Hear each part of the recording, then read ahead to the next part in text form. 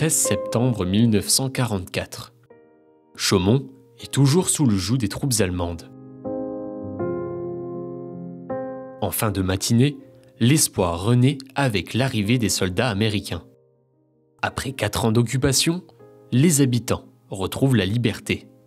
L'ennemi se retire mais détruit tout sur son passage. Ville stratégique par son emplacement géographique, des bâtiments essentiels sont sabotés. Et, ce qui est impressionnant, c'est qu'il a été bombardé. Et donc on voit les piles du viaduc qui sont effondrées et la voie de chemin de fer qui est restée suspendue. C'est les Allemands en fuyant qui ont saboté le viaduc pour rompre la voie de communication qui est stratégique, hein, il faut bien le comprendre, parce que c'est la ligne de chemin de fer qui permet de relier Paris, tout l'est de la France, donc tout le front.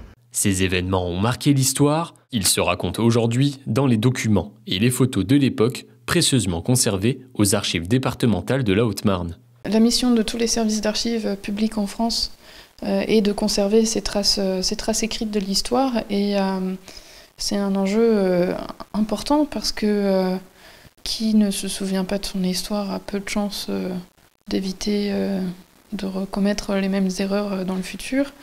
Mais c'est aussi un moyen de savoir comment ont vécu nos ancêtres. 80 ans plus tard, Chaumont continue de perpétuer les souvenirs de la Grande Guerre par des expositions, des conférences, mais aussi la traditionnelle cérémonie de commémoration.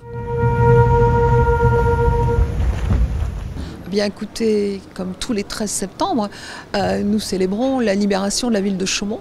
Mais ce 13 septembre est particulier puisque c'est le 80e anniversaire de la libération de la ville de Chaumont. C'est un anniversaire important parce que malheureusement la mémoire vive a disparu, 80 ans.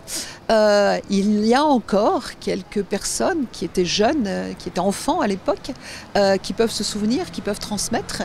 80 ans après, Chaumont se souvient.